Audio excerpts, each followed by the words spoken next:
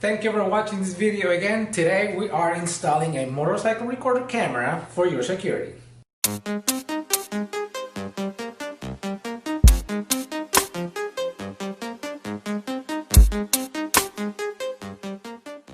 Do you remember Scully or the Scully helmets that had the whole GPS thing happening in the visor?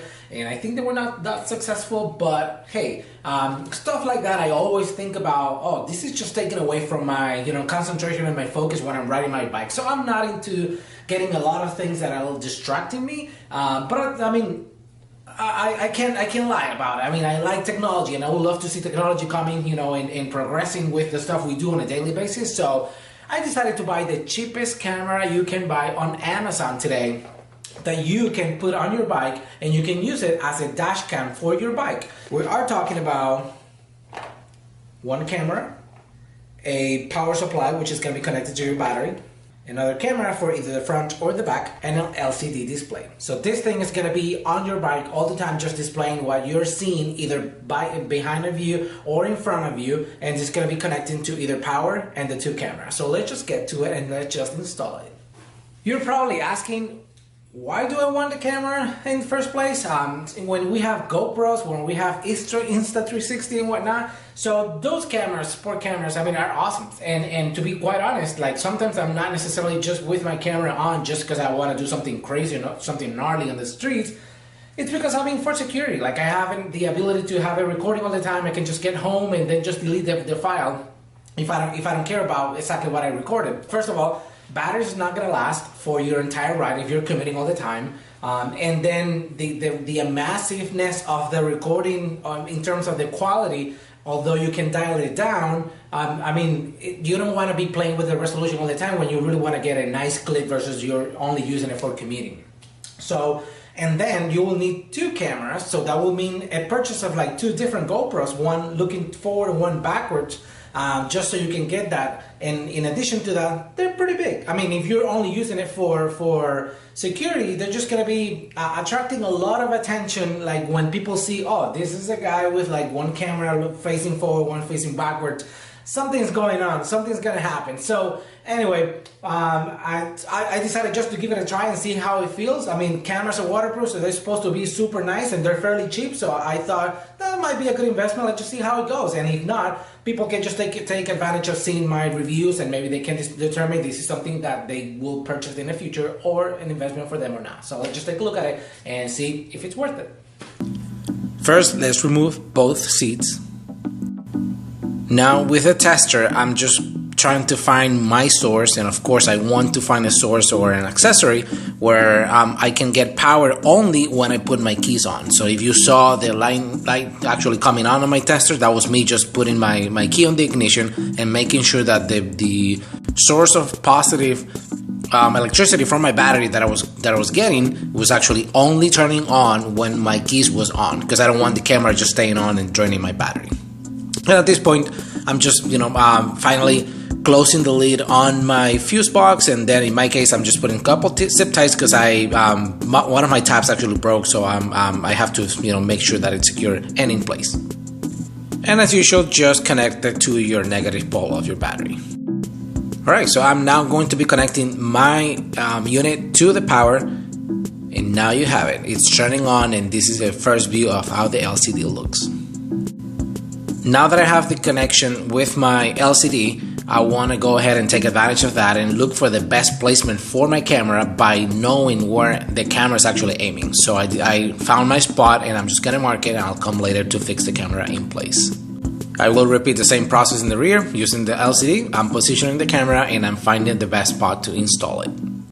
Okay, so I'm starting just to fix the camera to the rear. I checked on the inside to ensure that I'm not going to be interfering with any cables, the existing cables in the inside. These are very actually small screws, so I'm just screwing against the plastic on the plastic tray on the bottom of the tail.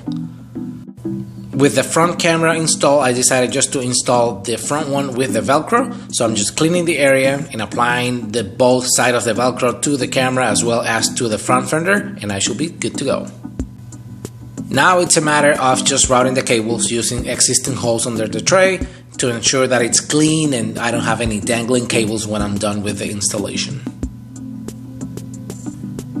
Since I want to go for a clean installation, I'm just going to be removing the plastics as well as lifting up the tank, mainly just because the module that connects, brings power to the unit as well and connects to the camera is actually not waterproof. So I want to make sure that I'm not going to be, I want to keep it out of the elements, so which is why I decided just to prop it up and then just install it underneath the tank just so I can keep it safe from, water and any debris or elements. Now I'm just routing the cables and fixing the module with a couple zip ties to existing cables underneath the tank, and I should be good to go, and then going back to actual installation of all the plastic as well.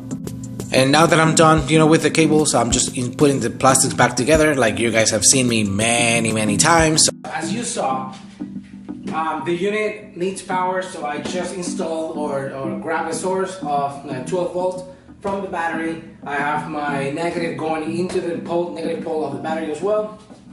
So I have all the cables running right behind here, and then the cameras are going up through the headlight, then they're all of them meeting in the unit at the top, and I have the remainder of the cable, or was left. It was pretty lengthy. I want to say I did not use about probably like 6 feet or so. Oh, maybe less, maybe 3. So all of that, it's right behind here. So I took this cap off, and by taking the cap off, I was able to actually roll it neatly and then just put it right behind the headlight. And then I tried, moving the handlebar left and right, and no issues. Like it's not pulling or anything, so we're in a good place. So now let me show you how the camera looks. All right.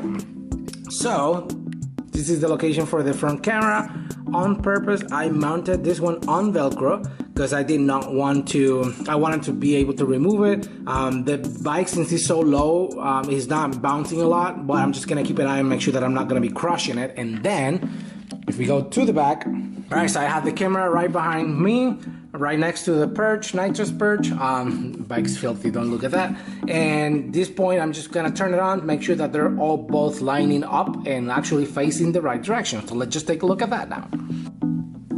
Okay, so now I'm going to turn on the accessories. We should be able to see camera and the dash turning on. This rectangle in here, this is the one that's like facing backwards. I'm just put my hand, yeah, that's my hand in the back, and then the other one is the one at the front. Just take a look at it. Yep. So at this point, I'm just trying to become familiar with the menu. So, I mean, you have some physical buttons on the unit, and then you have the ability to have kind of like a flashlight on the back side of the LED or the LCD panel, as well as you can have multiple views of your cameras. You can have, both cameras showing at the same time. You can also have, you can choose to only have one. You can choose not to record any audio. You can choose to have a parking sensor where if the bike is moved, it's gonna feel it, and by feeling it, it's just gonna start recording automatically like you see in any dash cams, and more other options. So I mean, it's not a bad unit. I'm just gonna give it a try and see how it feels. There you have it. Small camera facing forward, small camera facing backward. It's not adding a lot of weight to your bike, so I might put it on my GSX. Maybe I just move it at some point. But for now, I'm just gonna keep it for a while, see how it is, see how it feels, and if I get a good use out of it, I think I will recommend this one to you guys. Later down the road, just doing a long-term review and see how it's actually lasting, see if it goes through a winter here in Arizona as well as a summer here in Arizona, which is more important. So thank you for watching. I hope you find it useful. Leave your comments, and thank you for watching this video. I appreciate it a lot, and subscribe, and hit the bell if you really want to know when I'm uploading the video. So thank you for watching.